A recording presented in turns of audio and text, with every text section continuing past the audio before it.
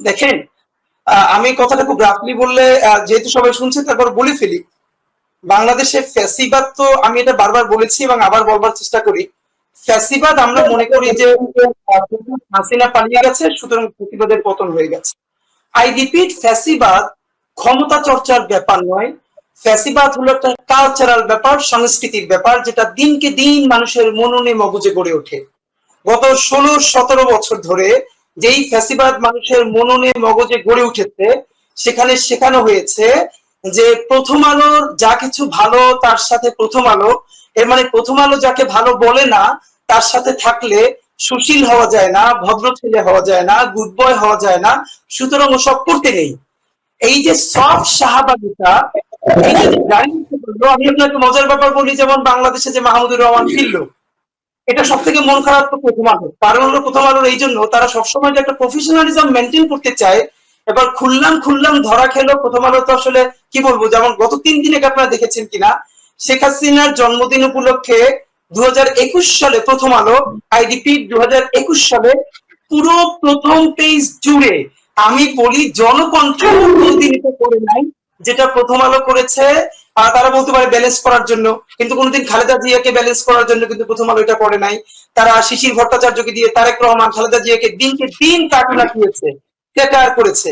তাদেরকে কোনোদিন খালেদা জিয়া বা তারেক রহমান ডেকে বলেছে, এটাও তারা বলতে পারবে না। কিন্তু শেখ হাসিনার জন্মদিনের শুভেচ্ছা জানিয়ে প্রথম আলো পুরোটাই ঘুরে রেখেছে।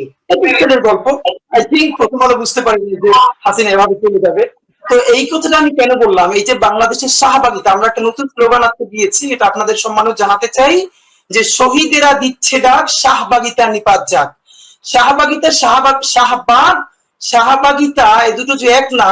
শাহবাগিতা যে সারা বাংলাদেশের মননে মগজে বিভিন্ন প্রতিষ্ঠানে ছড়িয়ে আছে, এর বড় প্রমাণ হলো আমাদের সমন্বয়ক ভাই বোনেরা, তারা খুশি হন, তারা নিজেদেরকে সুশীল গুড বয় মনে করতে পারেন যদি তাদেরকে প্রথম আলো, ডেইলি স্টার একটা কভারেজ দেয়, তাদেরকে নিয়ে একটা স্টোরি করে। সুতরাং মাহমুদুর রহমান হলো যথেষ্ট উগ্রপন্থী একজন মানুষ, আর তাকে নিয়ে কথা, একটা হুজুর হেফাজত টেফাজত এরা পর্যন্ত বললে ঠিক আছে, কিন্তু এটা বললে খারাপ দেখা যায়। এই যে মননে মগজে এটা তৈরি করা গেল, এবং সেখান থেকে আমাদের একজন সমন্বয়ক, আমি নাম ধরে বলতে পারি, প্রত্যেককে আমি খেয়াল করেছি, যাদেরকে মানুষ চেনে, তারা কেউ, মাহমুদ ভাই তো হঠাৎ করে, আমরা তো 24 ঘন্টা আগে বলেছি মাহমুদ ভাই আসছেন, তার মা অসুস্থ, একজন বিমানবন্দরে যেতে পারেন নাই। তিনি যেদিন কারাগারে গেলেন সেখানে তাকে কোম্পানি দিতে যেতে পারেন নাই।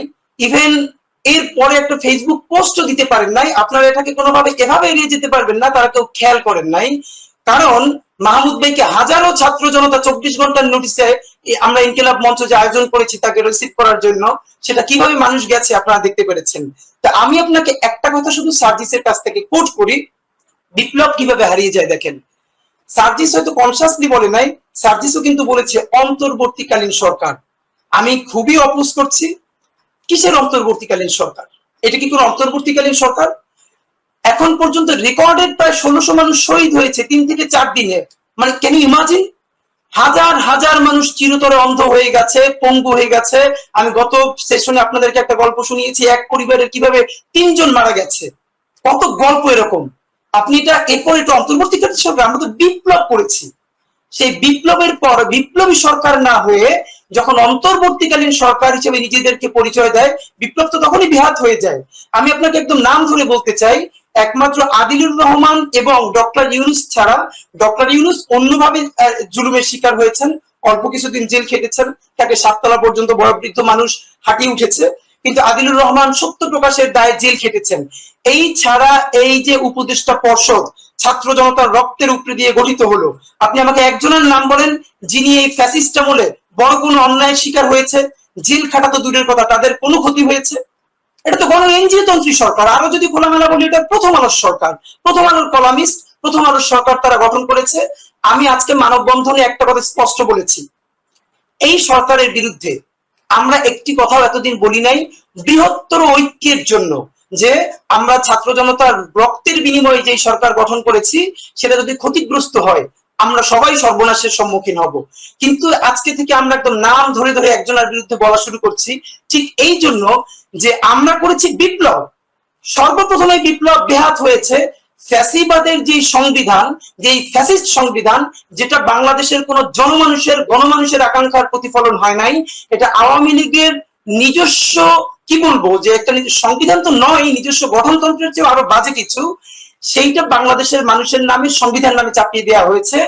আর সেই সংবিধানের অধীনে আমাদের এই সরকারকে শপথ নেওয়ার জন্য বলা হয়েছে। সেদিনে তো আমাদের কি হয়ে গেছে, এই চুপ্পু যে হলো বাংলাদেশের সর্বোচ্চ, কি বলবো আপনাকে, মানে সচিবালয়ের, মানে সে কি হতে পারে, সে রাষ্ট্রপতি হচ্ছে।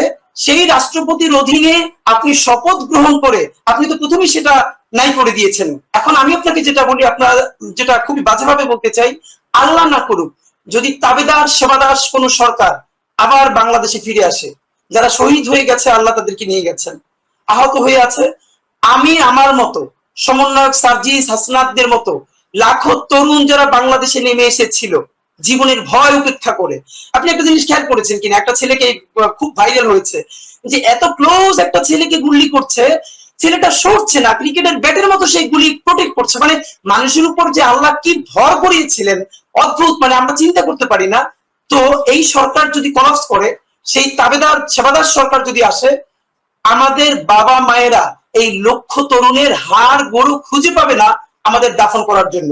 সুতরাং আমরা এই সরকারের বিরুদ্ধে এতদিন কোনো কথা বলিনি, কিন্তু অবস্থা এমন গেছে, আপনি খেয়াল করুন। আমি শুধু আসিফ নজরুল স্যারকে কেন বলবো, এই যে আমাদের সমন্বয়করা এই শাহবাগীপনা, আইডিপি শাহবাগিতা থেকে মুক্ত হতে পারলো না, এই যে আপনারা খেয়াল করেছেন কিনা, আমাদের যেই সব স্লোগান আমাদের ছেলেরা মেয়েরা লিখেছে, আন্দোলনের কয়েকদিন পরেই সেই স্লোগান গুলোকে মুছে সুশীল সুন্দর সুন্দর কথা লেখা হলো। কেন? যে না না, এগুলো অশ্রাব্য, এগুলো অশ্লীল। আরে সুশীল সুন্দর কথা বলে গত 17 বছরে তোমরা ফ্যাসিবাদকে নামাতে পারো নাই।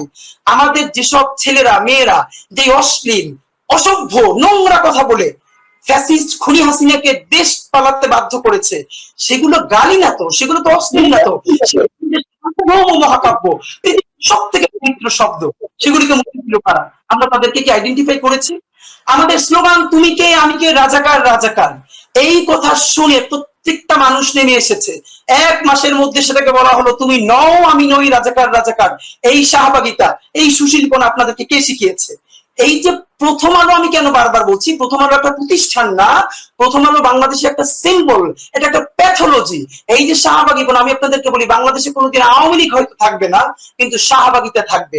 এই যে সব শাহবাগিতা, এর বড় প্রমাণ আমি বলি, আমাদের সার্জিস পর্যন্ত যখন বলছে অন্তর্বর্তীকালীন সরকার, তাহলে আমাদের যে বর্তমান যারা উপদেষ্টা আছে তারা নিজেদের, আপনি খেয়াল করেন, তারা তো সবাই চাকরি করছে। আই রিপিট, আমরা যদি এখন আজকে সরকার কলাপস করে তাদের কি হবে? তারা কেউ হয়তো বিদেশ চলে যাবে, তারা নইলে আবার বাংলাদেশে এসে রেস্ট করবে, বাংলাদেশে তাদের তো কিচ্ছু হবে না। কিন্তু যাদের এই বিপ্লবে যার পরিবারের একজন মারা যায় নাই, আহত হয় নাই, নিহত হয় নাই, সেই স্পিরিট কিভাবে ধারণ করবে? আলী ইমাম মজুমদার তিনি সব থেকে বড় ইনেবলার, তিনি কি করেই হন। সুতরাং আমরা এটা বলবার চেষ্টা করেছি, মাহমুদুর রহমানকে আগামী 48 ঘন্টার মধ্যে সরকার নিজ উদ্যোগে যদি তার সকল মামলা প্রত্যাহার করে সসম্মানে মুক্তির ব্যবস্থা না করেন, আজকে আমরা রাজু ভাস্কর্যে দাঁড়িয়েছিলাম, আমরা রাজু ভাস্কর্যে দাঁড়াবো না। আইন উপদেষ্টা আসিফ নজরুল স্যারকে আমি বলেছি যে আপনার কার্যালয়ের সামনে দাঁড়াবো, আমাদের মাথা গুনে লোক গুনে আপনি চিন্তা করবেন না, আমাদেরকে রক্তাক্ত না করে ওখান থেকে আপনি সরাতে পারবেন না। বাংলাদেশের মানুষ রক্ত দেওয়ার শিখে গেছে। আমি এবং আসিফ নজরুল স্যারকে একটা কথাই বলেছি, এটা বলে আমি প্লিজ শেষ করছি, যে মাহমুদুর রহমান সাহেবকে আপনার দেখতে যদি এত দ্বিধা, তার মাকে দেখতে যেতে যদি আপনার এত দ্বিধা, তাহলে যেই আন্দোলন সংগ্রাম শিখিয়েছেন মাহমুদুর রহমান, সেই আন্দোলনের ফসল হিসেবে আপনারা সরকার হলেন, সেই সরকারের উপদেষ্টা হতে আপনাদের লজ্জা করে না, দ্বিধা করে না, ঘৃণা করে না? আপনাদের এত সুশীলপনা, আপনাদের সেজন্য লজ্জা লাগে না? সুতরাং ইনকিলাব মঞ্চ আজকে যে মানববন্ধন করেছে ছাত্র জনতাকে নিয়ে 48 ঘন্টা, এবং আপনাদেরকে আমি সেটাও ঘোষণা দিয়েছি, আগামী যে নতুন বাংলাদেশ নির্মিত হবে, এই ফ্যাসিবাদের সংবিধান বিলোপ করে নতুন সংবিধান, জন আকাঙ্ক্ষার যেখানে অভিপ্রায় ঘটবে, প্রতিফলন ঘটবে, সেই সংবিধান না হওয়া পর্যন্ত আমরা নতুন বাংলাদেশ বিনির্মাণের যে সংগ্রাম করব, সেই সংগ্রাম আমরা মাহমুদুর রহমান ভাইকে মুক্ত করে তার নেতৃত্বে আমরা সেই নতুন বাংলাদেশ বিনির্মাণের সংগ্রাম ইনশাআল্লাহ আমরা পরিচালনা করব। এ পর্যন্ত